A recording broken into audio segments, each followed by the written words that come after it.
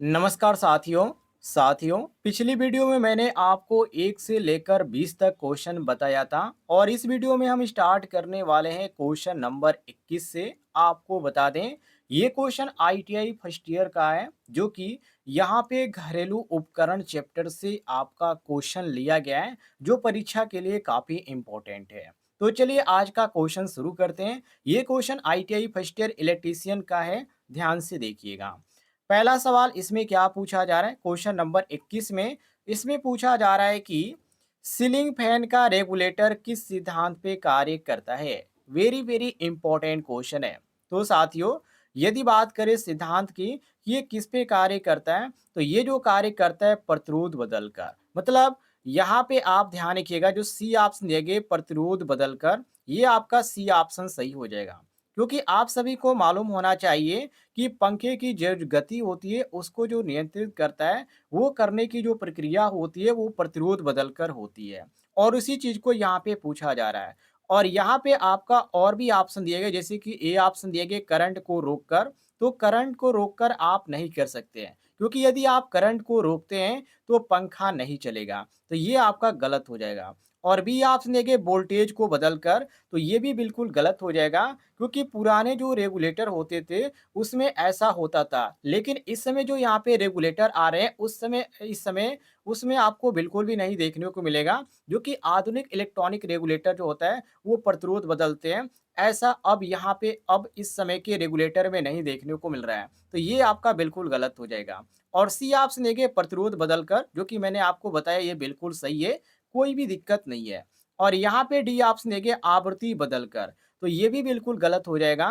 क्योंकि साथियों जो घरेलू पंखे होते हैं उसमें फ्रीक्वेंसी जो होती है कितना होती है, 50 हर्ट्ज होती है। और इसे आप नहीं बदल सकते। और यहाँ पे जो आपका सही होता है वो ऑप्शन नंबर सी बिल्कुल करेक्ट आंसर हो जाता है। क्लियर हो गया। आगे बढ़ते हैं। अगले सवाल में क्या पूछा जा रहा है, सवाल नंबर 22, जिसमें साथियों पूछा जा रहा है कि किसी उपकरण का उपयोग विद्युत धारा को केवल एक दिशा में प्रवाहित करने के लिए किया जाता है। किस उपकरण का जो उपयोग है केवल एक दिशा में ही धारा प्रवाहित करने के लिए किया जाता है। जैसे कि ए ऑप्शन देंगे ट्रांजिस्टर का, सॉरी रजिस्टर का। तो ये आपका बिल्कुल गलत हो जाएगा। क्योंकि साथियों जो रजिस्टर होता है इसका अलग कार्य होता है। अलग कार्य कहने का मतलब ये है कि इसमें जो होता है केवल करंट जो होता है वो सीमित होता है, ये दिशा नहीं बदलता है। तो रजिस्टर के द्वारा आप केवल धारा को आप कंट्रोल कर सकते हैं, लेकिन आप इसमें दिशा परिवर्तन नहीं कर सकते हैं। बी ऑप्शन देंगे डायोड का, तो ये आपका डायोड बिल्कुल सही हो जाएगा। क्योंकि ये जो होता है करंट को केवल एक ही दिशा में प्रवाहित करता है, अलग अलग दिशा में नहीं करता है। अलग दिशा में कहने का मतलब ये है कि मान लीजिए आप इधर से, ये आपका डायोड है, ठीक है। ये जो है आपका डायोड है, मैं इसको समझा देता हूँ आपको। देखिए, ये क्या है, आपका डायोड है। अगर इधर से आप धारा प्रवाहित कर रहे हैं तो इधर जाएगा, लेकिन आप इधर से जब धारा प्रवाहित करेंगे तो इधर नहीं आएगा। मतलब केवल एक दिशा में ये धारा प्रवाहित करता है, ये आपका रिवर्स इसमें नहीं होता है। तो उसी चीज़ को यहाँ पे क्वेश्चन में पूछा जा रहा है। तो ये हमारा डायोड बिल्कुल सही हो जाएगा। बाकी सी ऑप्शन में ट्रांसफार्मर दिया गया है, तो ट्रांसफार्मर का जो उपयोग किया जाता है वो अलग से किया जाता है। इससे कोई भी दिशा में परिवर्तन करने की बात नहीं होती है। ट्रांसफार्मर का जो उपयोग किया जाता है वो वोल्टेज को बढ़ाने में या वोल्टेज को घटाने में उपयोग किया जाता है। लेकिन जब दिशा की बात की जाती है, विद्युत धारा को बदलने की बात की जाती है, प्रवाहित दिशा को अलग करने की बात की जाती है, तो इससे कोई भी इसका संबंध नहीं होता है। तो हम यहाँ पे बी ऑप्शन बिल्कुल करेक्ट आंसर मानेंगे। बाकी एक और ऑप्शन यहाँ पे नीचे दिया गया कैपेसिटर का, तो कैपेसिटर को भी ध्यान रखिएगा। ये जो होता है केवल चार्ज स्टोर करता है, मतलब एक तरह से चार्जिंग के अंतर्गत ये आपका क्या करता है, स्टोर करता है। लेकिन करंट की दिशा में ये कोई भी यहाँ पे इसका काम नहीं होता है, न ही नियंत्रित करना, न कोई किसी भी प्रकार का इसका काम नहीं होता है करंट से संबंधित। तो हम यहाँ पे मारेंगे ऑप्शन नंबर बी बिल्कुल करेक्ट आंसर, डायोड। क्लियर हो गया साथियों, यहाँ पर आपका डायोड सही हो जाएगा। आगे बढ़ते हैं, अगले सवाल को देखिए। सवाल नंबर 23, सवाल नंबर 23 में पूछा जा रहा है कि ट्यूबलाइट को चालू करने के लिए कौन सा उपकरण आवश्यक है। ये भी क्वेश्चन आपका काफी इंपॉर्टेंट है। जैसे कि ए ऑप्शन देंगे रजिस्टर का, तो देखिए रजिस्टर का जो काम होता है वो केवल करंट को सीमित करना होता है। तो ये चालू और यहाँ पे बंद करने से कोई भी इसका संबंध नहीं है। न ही ट्यूबलाइट को चालू करता है और न ही ट्यूबलाइट को बंद करता है। तो एक तरह से रजिस्टर का काम क्या होता है? केवल धारा को सीमित करना, कंट्रोल करना। तो इसका अलग काम है। तो ट्यूबलाइट से कोई इसका संबंध नहीं है। इस कारण ए हमारा गलत हो जाएगा। बी ऑप्शन देखिए चोक का। तो ट्यूबलाइट में चोक होता है, उसका इसीलिए उपयोग किया जाता है कि जो वोल्टेज है वो बढ़ाने में मदद करे और एक तरह से क्या करे, ट्यूबलाइट को चालू करने के लिए इसकी ज़रूरत भी पड़ती है। तो ट्यूबलाइट में जो चोक उपयोग किया जाता है वो इसी कारण उपयोग किया जाता है। ध्यान रखिएगा, स्टार्टिंग वोल्टेज को बढ़ाने के लिए। तो हम यहाँ पे बी ऑप्शन बिल्कुल करेक्ट आंसर मानेंगे कि ट्यूबलाइट को चालू करने के लिए जिस उपकरण का उपयोग किया जाता है उसको हम चोक बोलते हैं। और सी ऑप्शन देखिए ट्रांसफार्मर का। तो ट्रांसफार्मर का अलग काम होता है, ये वोल्टेज से संबंधित इसका काम होता है। इसका यहाँ पे ट्यूबलाइट में कोई भी काम नहीं होता है। ये आपका बिल्कुल गलत है। और डी ऑप्शन देखिए जो कि डायोड, जिसके बारे में मैंने आपको पिछले क्वेश्चन में बताया कि इसमें केवल दिशा को आप एक दिशा में धारा प्रवाहित कर सकते हैं, लेकिन इसमें आपका ट्यूबलाइट में इसका कोई भी काम नहीं होता है, कोई भी उपयोग नहीं होता है। इस कारण हम डायोड यहाँ पे गलत मारेंगे। बी साथियों हमारा करेक्ट आंसर हो जाएगा चोक। ध्यान रखिएगा। चलिए आगे देख लेते हैं अगले सवाल को। सवाल नंबर 24। सवाल नंबर 24 में साथियों पूछा जा रहा है कि घरेलू बिजली आपूर्ति में फेज और न्यूट्रल के बीच वोल्टेज कितना होता है। ये भी क्वेश्चन आपका काफ़ी इंपॉर्टेंट है। तो यह भी वोल्टेज की यदि बात करें वो फेज और न्यूट्रल की, तो आप ध्यान रखिएगा 240 जो वोल्ट होता है वो केवल भारत में होता है। और यहाँ पे आप भारत के ही रहने वाले हैं, तो आप यहाँ पे मारेंगे ऑप्शन बी। जो कि फेज और न्यूट्रल के बीच जो होता है वोल्टेज वो 220 वोल्ट होता है। ध्यान रखिएगा, ये आपका करेक्ट आंसर हो जाएगा। जो घरेलू बिजली है, भारत में जो घरेलू बिजली है उसकी आपूर्ति कितनी है? 220 वोल्ट है, इससे ज़्यादा नहीं है। बाकी अलग अलग देशों का अलग अलग यहाँ पे वोल्टेज होता है। जैसे कि आपको बता दें, यहाँ पे 110 वोल्ट दिया गया, तो ये जो है आपका अमेरिका का होता है। कहाँ का? अमेरिका का होता है। 220 वोल्ट भारत का होता है। 440 जो वोल्ट होता है वो तो आपका तो थ्री फेज सिस्टम में होता है। तो ये घरेलू में उपयोग नहीं किया जाता है, तो इस कारण यहाँ पर हम 440 गलत मारेंगे। और यहाँ पे 12 वोल्ट दिया गया, तो ये बैटरी के अंतर्गत यहाँ पे इतना कम जो आपका वोल्ट होता है वो बैटरी में होता है, अदर किसी सिस्टम में नहीं होता है। तो ये भी आपका जो है घर से संबंधित नहीं है। तो हम यहाँ पे मारेंगे ऑप्शन नंबर बी, बिल्कुल करेक्ट आंसर 220 वोल्ट। क्लियर हो गया साथियों? आगे बढ़ते हैं। अगले सवाल में क्या पूछा जा रहा है, चलिए देखते हैं। अगले सवाल में पूछा जा रहा है कि विद्युत लोहा अर्थात इलेक्ट्रिक आयरन के तापमान को नियंत्रित करने के लिए किसका उपयोग किया जाता है। तो इलेक्ट्रिक आयरन की बात किया जा रहा है, तो उसके यदि तापमान को आप कंट्रोल करना चाहें, मतलब कि वो ज़्यादातर यहाँ पर हीट हो रहा है, तो उस हीटिंग को आप यहाँ पे कंट्रोल करना चाहें तो थर्मोस्टेट का उपयोग कर सकते हैं। किसका?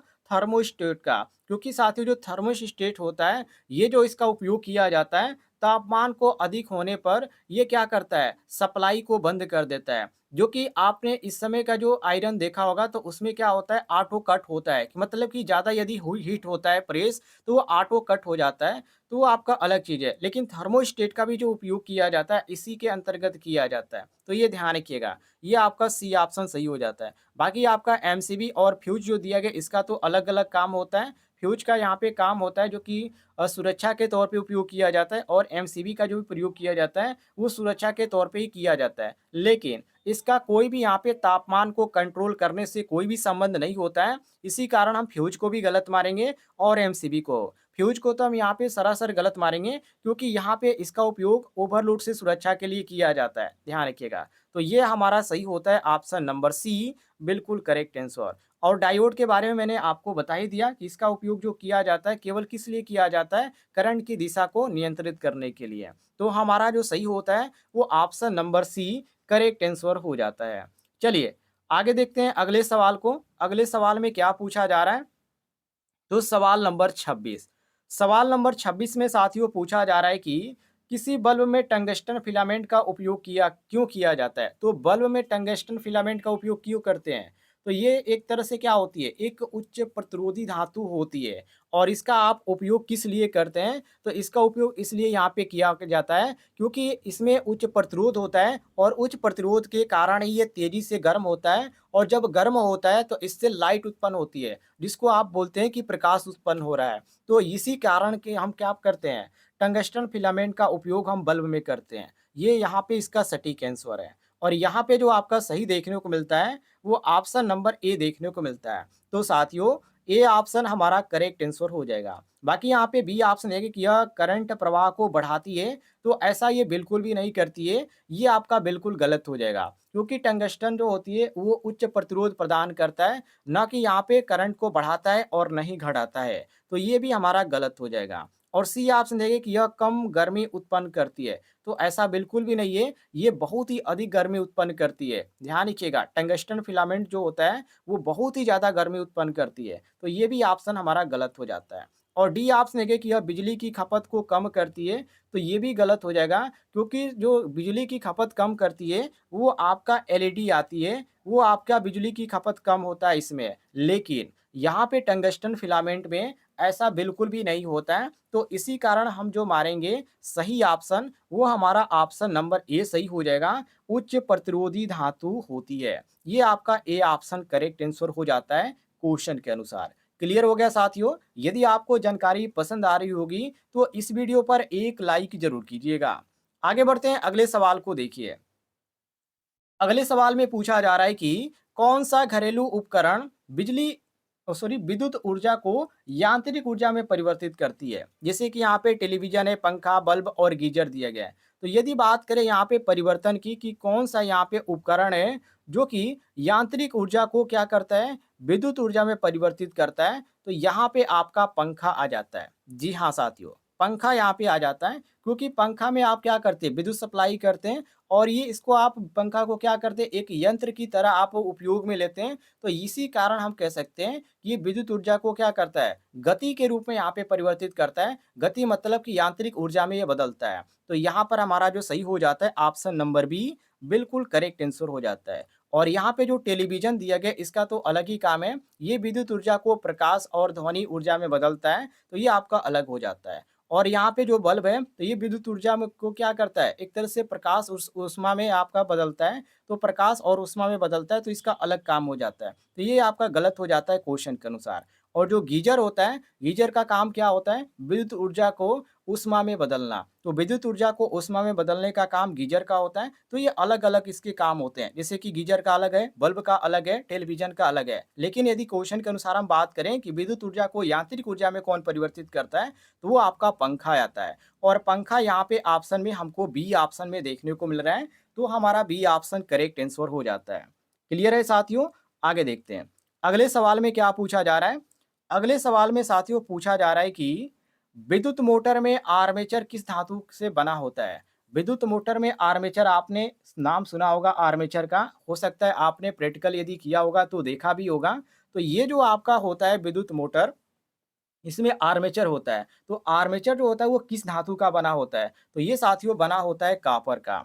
अब यहाँ पे कॉपर का ही क्यों बना होता है, कॉपर का इसलिए यहाँ पे बना होता है साथियों कि जो कि यहाँ पे जो तांबा होता है वो क्या होता है, कम प्रतिरोधी होता है और उच्च चालकता वाला धातु भी है। तो इसी कारण इसका जो उपयोग किया जाता है यहाँ पे आर्मेचर बनाने में किया जाता है, जो कि यहाँ पे ए ऑप्शन दिया गया है। बाकी यहाँ पे लोहा दिया गया है, तो लोहा का हम उपयोग नहीं कर सकते हैं क्योंकि साथियों आर्मेचर के कोर में आप उपयोग कर सकते हैं, लेकिन वायरिंग में आप इसका बिल्कुल भी उपयोग नहीं कर सकते हैं। तो इसी कारण यहाँ पे हमारा बी ऑप्शन क्या हो जाता है, बिल्कुल गलत हो जाता है।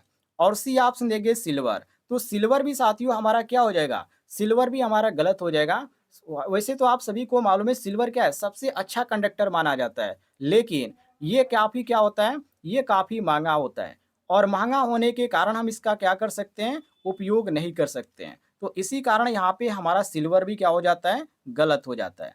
और डी ऑप्शन देंगे एल्युमिनियम, तो साथियों यहाँ पे एल्युमिनियम का हम उपयोग कर सकते हैं, लेकिन क्या होता है, ये एल्युमिनियम जो होता है वो तांबे से कम होती है, मतलब कि इसकी जो चालकता होती है, कंडक्टिविटी जो होती है वो तांबे से कम होती है। और यहाँ पे इसमें यदि देखा जाए तो ये तांबे की तुलना में हल्का भी होती है, तो इसी कारण इसका हम उपयोग नहीं कर सकते। तो यहाँ पर हमारा एल्युमिनियम भी गलत हो जाता है और सही जो ऑप्शन हमारा होता है वो ऑप्शन नंबर ए होता है, जिसको हम यहाँ पे कॉपर बोलते हैं। ये ऑप्शन हमारा करेक्ट आंसर हो जाएगा। आगे देखते हैं अगले सवाल को। अगले सवाल में पूछा जा रहा है कि घरेलू वायरिंग में कौन सा तार तटस्थ अर्थात न्यूट्रल के रूप में प्रयोग किया जाता है, जैसे कि लाल हो गया, काला या नीला हो गया, हरा हो गया और यहाँ पे पीला दिया गया है। तो इसमें हमारा सही होता है काला और नीला, जो कि ऑप्शन में आपको यहाँ पे बी ऑप्शन देखने को मिल रहा है, काला और नीला। तो ये हमारा सही हो जाता है ऑप्शन नंबर बी, क्योंकि साथियों जो न्यूट्रल तार होता है वो आपको हमेशा जो देखने को मिलेगा वो नीले रंग का देखने को मिलेगा। और इसी चीज़ को यहाँ पे पूछा जा रहा है कि जो यहाँ पे न्यूट्रल तार होता है वो किस रूप में होता है, मतलब किस रंग का होता है। तो ये आपका जो देखने को मिलता है नीला देखने को मिलता है और कभी-कभी आपको काला भी देखने को मिलता है। बाकी यदि लाल की बात करें, जैसे कि ऑप्शन में यहाँ पे ए दिया गया लाल रंग का, तो जो लाल रंग का होता है साथियों ये आपका फेज तार होता है, जो कि फेज तार दर्शाने के उपयोग में होता है। और जो हरा होता है ये जो आपका होता है अर्थिंग का होता है। और पीला जो यहाँ पे दिया गया है ये आपका एक तरह से कहा जाए तो एक तरह से आप इसका उपयोग जो कर सकते हैं एक तरह से इंस्टॉलेशन में किया जाता है, लेकिन एक सामान्य रूप में इसका उपयोग कर सकते हैं पीला का। ज़्यादातर इसका अर्थिंग में भी किया जाता है, लेकिन यहाँ पे घरेलू वायरिंग में आप देखेंगे तो आपको अलग ही देखने को मिलेगा। लेकिन इलेक्ट्रीशियन के अनुसार यदि आप चलें तो इसका आप उपयोग अर्थिंग में भी कर सकते हैं, कोई भी दिक्कत नहीं है।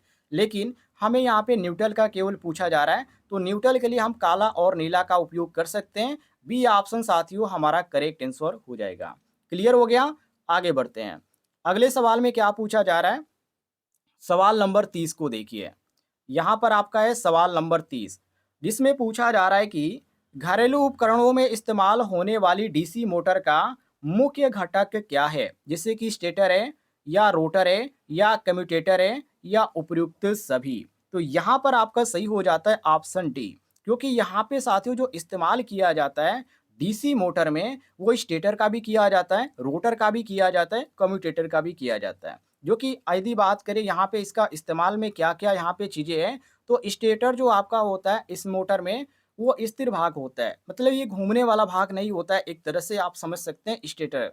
और यहाँ पे जो रोटर होता है ये घूमने वाला भाग होता है। और जो कम्यूटेटर होता है ये जो काम करता है ये डीसी मोटर में करंट की दिशा बदलने का काम करता है। तो यहाँ पे सभी क्या है एक तरह से उपकरण ही है जो कि डीसी मोटर में उपयोग किया जाता है। और क्वेश्चन में हमसे यही पूछा जा रहा है कि घरेलू उपकरणों में इस्तेमाल होने वाली डीसी मोटर का मुख्य घटक क्या है। तो स्टेटर भी है, रोटर भी है, कम्यूटेटर भी है। तो हम यहाँ पे डी ऑप्शन करेक्ट आंसर मार देंगे। उपयुक्त सभी ऑप्शन क्या है, बिल्कुल सही है। क्लियर हो गया? आगे बढ़ते हैं। अगले सवाल में क्या पूछा जा रहा है? सवाल नंबर 31, जिसमें पूछा जा रहा है कि फ्यूज वायर किस धातु से बनी होती है। देखिए नॉर्मली जो फ्यूज होता है आप जो उपयोग करते हैं वो आप कापर का उपयोग करते हैं, सभी को मालूम है। लेकिन यहाँ पे एक चीज़ और भी यहाँ पे ध्यान रखिएगा, जो आपका फ्यूज होता है वो किस में का बना होता है। तो ये आपका टीन का होता है और शीशा का होता है। किसका होता है? टीन और शीशा का होता है। और यहाँ पे तांबा और एल्युमिनियम भी दिया गया है। तो यहाँ पे साथियों ध्यान रखिएगा, तांबा और एल्युमिनियम का उपयोग आप फ्यूज वायर में उपयोग नहीं कर सकते। तो इस कारण हमारा ए ऑप्शन गलत है। बी ऑप्शन देखिए चांदी और यहाँ पे सोना। हालांकि आपको बता दें इसका उपयोग तो आप कर सकते हैं, लेकिन ये काफ़ी महंगे होते हैं और फ्यूज वायर में आप इसका उपयोग बिल्कुल भी नहीं कर सकते इसी कारण। तो हमारा ये भी गलत हो जाता है। और डी ऑप्शन देखिए लोहा और निकेल।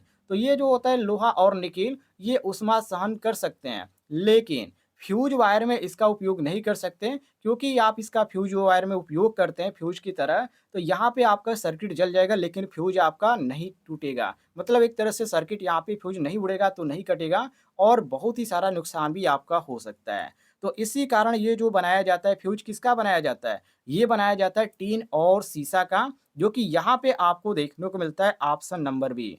और इसका यहाँ पे बनाने के पीछे कारण ये होता है कि जब ओवरलोड होता है तो ओवरलोड होने के कारण जो होता है जो तार होता है वो जल्दी पिघल जाता है। तो इसी कारण टीन और शीशा का बनाया जाता है। यहाँ पे आपको बी ऑप्शन करेक्ट आंसर देखने को मिल जाता है। आगे बढ़ते हैं अगले सवाल को देखिए। सवाल नंबर 32 को, जिसमें पूछा जा रहा है कि किस प्रकार की बैटरी घरेलू इन्वर्टर में उपयोग की जाती है? यदि बात करें घरेलू उपकरण में जो कि यहाँ पे यदि इन्वर्टर की बात किया जाए तो इसका जो उपयोग किया जाता है, लेड एसिड बैटरी का उपयोग किया जाता है। जी हाँ साथियों, लेड एसिड बैटरी का, क्योंकि इसकी जो कार्य क्षमता होती है वो काफ़ी उच्च होती है और यहाँ पे यदि बात करें सस्ते की तो ये काफ़ी सस्ती भी होती है। तो इसी कारण जो घरेलू के तौर पे हम उपयोग करते हैं इन्वर्टर का, उसमें जो बैटरी का हम उपयोग करते हैं वो लेड एसिड बैटरी होती है। और यहाँ पे ऑप्शन में आपको लेड एसिड जो बैटरी देखने को मिलती है वो ऑप्शन नंबर सी में देखने को मिलती है। बाकी यहाँ पे ए ऑप्शन देखिए लिथियम आयरन बैटरी, तो ये जो लिथियम आयरन बैटरी होती है ये आपको लैपटॉप में देखने को मिलेगी, मोबाइल में देखने को मिलेगी, लेकिन आप इसे घरेलू इन्वर्टर में उपयोग नहीं कर सकते हैं। और यहाँ पे बी ऑप्शन देखिए निकिल कैडमियम बैटरी, तो इसका जो उपयोग किया जाता है जैसे कि कोई कुछ बैटरियाँ ऐसे होती है जिसे आप पुनः चार्ज कर सकते हैं। जैसे कुछ बैटरी ऐसी होती है जो कि आप उसको यदि डिस्चार्ज होता है तो आप उसको चार्ज कर सकते हैं। लेकिन एक तरह से यहाँ पे कहा जाए तो ये इन्वर्टर जो होता है इसमें आप उपयोग इसका बिल्कुल भी नहीं कर सकते हैं। तो ये भी आपका क्या हो जाता है? बिल्कुल गलत हो जाता है। और यहाँ पे साथियों आपका दिया गया अगला ऑप्शन ड्राई सेल बैटरी। तो एक तरह से आप इसको बता दें जो छोटे-छोटे उपकरण होते हैं और जो खिलौने होते हैं उसमें आपको ये ड्राई सेल बैटरी देखने को मिलती है। लेकिन इन्वर्टर में आपको ऐसा बैटरी बिल्कुल भी नहीं देखने को मिलेगा। तो इस कारण ये हमारा गलत हो जाएगा। और जो सही ऑप्शन होगा साथियों ये आपका ऑप्शन नंबर सी सही हो जाएगा, lead acid battery. C option आपका करेक्ट आंसर हो जाएगा।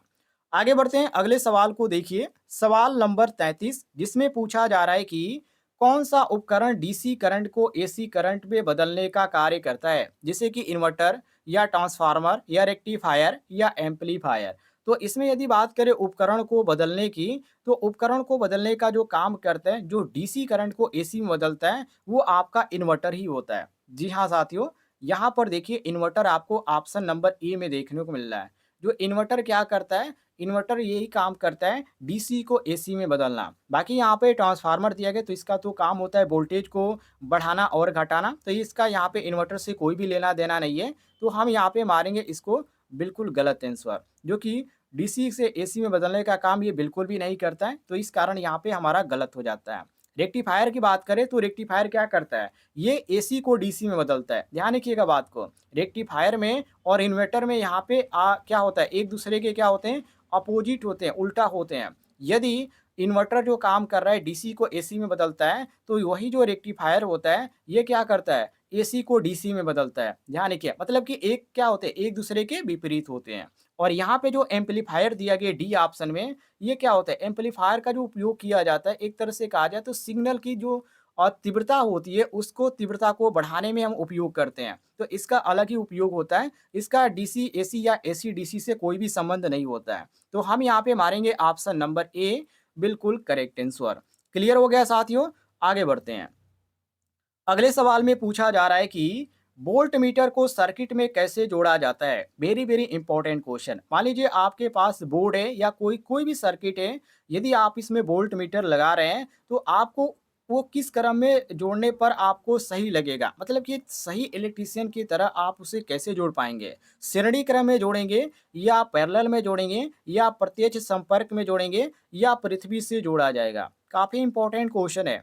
तो देखिए, इसको आप समांतर क्रम में जोड़ेंगे। समानांतर क्रम में यहाँ पे इसलिए आप जोड़ेंगे क्योंकि जो वोल्ट मीटर होता है वो वोल्टेज को मापता है। तो वोल्टेज को मापने के लिए 2 बिंदु की ज़रूरत होती है और इसका उपयोग किया जाता है 2 बिंदुओं के बीच। और इसी कारण हम क्या करते हैं, इसको समांतर क्रम में जोड़ते हैं। तो यहाँ पर आपको बी ऑप्शन करेक्ट आंसर देखने को मिलता है। बाकी यहाँ पे ए ऑप्शन भी दिया गया है, जैसे कि यहाँ पर देखिए श्रेणी क्रम यहाँ पे लिखा गया है। तो श्रेणी क्रम में आप इसको नहीं कर सकते। यदि आप इसे श्रेणी क्रम में करते, मान लीजिए आपने जोड़ दिया श्रेणी क्रम में, तो श्रेणी क्रम में जोड़ने से क्या होगा, वोल्ट मीटर को इस प्रकार से यहाँ पर आपको देखने को मिलेगा कि वो आपका रीडिंग नहीं बताएगा। और दूसरी बात ये है कि ये ऑटोमेटिक खराब भी हो जाएगा, तुरंत तुरंत भी खराब हो सकता है या कुछ दिनों की बाद खराब हो सकता है, लेकिन खराब हो जाएगा। तो ये भी आपका गलत है। और सी ऑप्शन दिया गया कि प्रत्यक्ष संपर्क में, तो ये भी गलत है, ये बिल्कुल गलत ऑप्शन है। और यहाँ पे डी ऑप्शन देखिए पृथ्वी से जोड़ा जाता है। तो ये जो होता है ये कोई भी वोल्ट मीटर है या एमीटर है, वो कोई भी अर्थिंग से संबंधित नहीं होता है। अर्थ से इसका कोई भी संबंध नहीं होता है। तो इसलिए यहाँ पे वोल्ट मीटर हम नहीं कह सकते कि ये अर्थ से जोड़ा जाए। तो इसी कारण ये भी हमारा गलत हो जाता है और जो सही ऑप्शन होता है वो ऑप्शन नंबर बी हो जाता है। यहाँ पर आप देख सकते हैं समानांतर, बी ऑप्शन करेक्ट आंसर। आगे देखते हैं क्वेश्चन नंबर 35 को। क्वेश्चन नंबर 35 में साथियों पूछा जा रहा है कि ट्रांसफार्मर किस सिद्धांत पे कार्य करता है। तो जो ट्रांसफार्मर होता है साथियों वो इलेक्ट्रोमैग्नेटिक इंडक्शन के सिद्धांत पे काम करता है, जो कि आपको यहाँ पे बी ऑप्शन में देखने को मिल रहा है। बी ऑप्शन आपका करेक्ट आंसर हो जाएगा इलेक्ट्रोमैग्नेटिक इंडक्शन के सिद्धांत पर। और यहाँ पे दिया गया है जैसे कि करंट के परिवर्तन पे, तो करंट के परिवर्तन पे तो ये बिल्कुल भी काम नहीं करेगा, क्योंकि ये क्या होता है, ये वोल्टेज को बदलता है। करंट के परिवर्तन पे बिल्कुल भी यहाँ पे काम नहीं करेगा, क्योंकि इसका करंट से कोई भी संबंध ही नहीं होता है। ट्रांसफार्मर की यदि बात करें तो यदि कुछ बदलने की, तो ये क्या करता है, केवल वोल्टेज को बदलता है। ध्यान रखिएगा, वोल्टेज को कम कर सकता है, अधिक कर सकता है, लेकिन करंट के परिवर्तन से इसका कोई भी संबंध नहीं होता है। इसी कारण हमारा ए ऑप्शन क्या हो जाएगा, गलत हो जाएगा। और सी ऑप्शन देखिए उष्मीय चालकता पर, तो ये भी बिल्कुल गलत हो जाएगा, क्योंकि इसका कोई भी यहाँ पे काम जो होता है वो ऊष्मा से के संचालन से कोई भी यहाँ पे नहीं होता है। ये ट्रांसफार्मर से यहाँ पे नहीं होता है, ध्यान रखिएगा। और यहाँ पे दिया गया है डी ऑप्शन प्रतिरोध परिवर्तन पर, तो ये भी बिल्कुल गलत है, क्योंकि प्रतिरोध बदलने से क्या होता है, ट्रांसफार्मर का कार्य जो होता है वो प्रभावित नहीं होता है। तो इसी कारण ये भी हमारा गलत हो जाता है और सही ऑप्शन हो जाएगा ऑप्शन नंबर बी। आगे देखते हैं सवाल नंबर 36 को देखिए, जिसमें पूछा जा रहा है कि बिजली का झटका लगने पर सबसे पहले क्या करना चाहिए। तो यदि देखिए बिजली के संपर्क में आप आ जाते हैं या बिजली से आपको झटका लगता है, तो तुरंत आपको करना चाहिए मेन जो सप्लाई है उसको आप बंद कर दिए, जिससे आपको चारों तरफ यहाँ पे डिस्ट्रीब्यूट हो रहा है आपका करंट, उसको आप सबसे पहले मेन सप्लाई को बंद कर दीजिए। ये ध्यान रखिएगा। तो आपको क्या करना है, तुरंत बिजली को जो आपूर्ति है उसको आप बंद कर देंगे, क्योंकि आप जब बंद कर देंगे तो यहाँ पे और भी जो नुकसान है उससे आप बच जाएंगे और आप खुद भी बच जाएंगे। तो एक तरह से यहाँ पे सबसे बड़ा काम है यही है कि तुरंत आपको बिजली की मेन सप्लाई है उसको बंद कर देना चाहिए। और यहाँ पे आपको बी ऑप्शन देखने को भी मिल जाता है कि तुरंत बिजली की आपूर्ति बंद करना। बी ऑप्शन आपका करेक्ट आंसर। और यहाँ पे साथियों और भी ऑप्शन दिए गए जैसे कि पानी डालना, तो ये तो बिल्कुल यहाँ पे गलत है और बहुत यहाँ पे खतरनाक भी हो सकता है, जो कि ऐसा बिल्कुल भी नहीं करना चाहिए। और यहाँ पे कहा जा रहा है कि घायल व्यक्ति को हिलाना चाहिए, तो ऐसा बिल्कुल भी नहीं करना चाहिए, ये ध्यान रखिएगा। और यहाँ पे दिया गया है कि डॉक्टर को बुलाने से पहले प्राथमिक उपचार न हो, तो प्राथमिक उपचार करना चाहिए, जो कि यहाँ पे कहा जाए कि न देना चाहिए, तो ये भी बिल्कुल गलत है, क्योंकि प्राथमिक उपचार आप दे सकते हैं, कोई दिक्कत नहीं है। तो इसी कारण हमारा जो सही ऑप्शन होता है वो ऑप्शन नंबर बी हो जाता है करेक्ट आंसर। आगे देखते हैं अगले सवाल को। अगले सवाल में पूछा जा रहा है कि एमसीबी का पूरा नाम, जो कि आप सभी को मालूम है मिनिएचर सर्किट ब्रेकर होता है। और यहाँ पे आपको ऑप्शन में भी देखने को मिल जाता है miniature circuit breaker option number B में। बाकी यहाँ पे और भी बहुत सारे दिए गए जो कि आपको कंफ्यूज करने के लिए दिए गए हैं, लेकिन जो आपका सही हो जाता है मिनिएचर सर्किट ब्रेकर, वो ऑप्शन नंबर बी सही हो जाता है, ध्यान रखिएगा। चलिए आगे देखते हैं अगले सवाल को।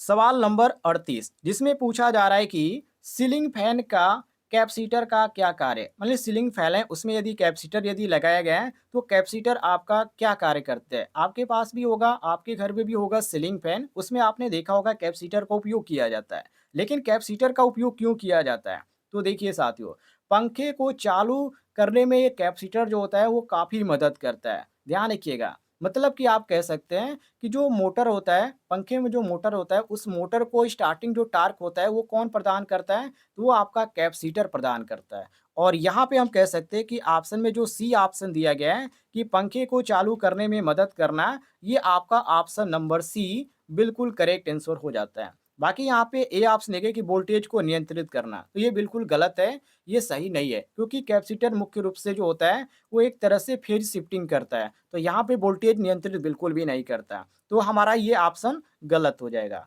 और बी ऑप्शन है कि वोल्टेज को बढ़ाना, तो ये बिल्कुल भी गलत है, क्योंकि कैपेसिटर करंट की दिशा में बदलाव करता है, न कि वोल्टेज को सॉरी न करंट को बढ़ाता है और न ही घटाता है।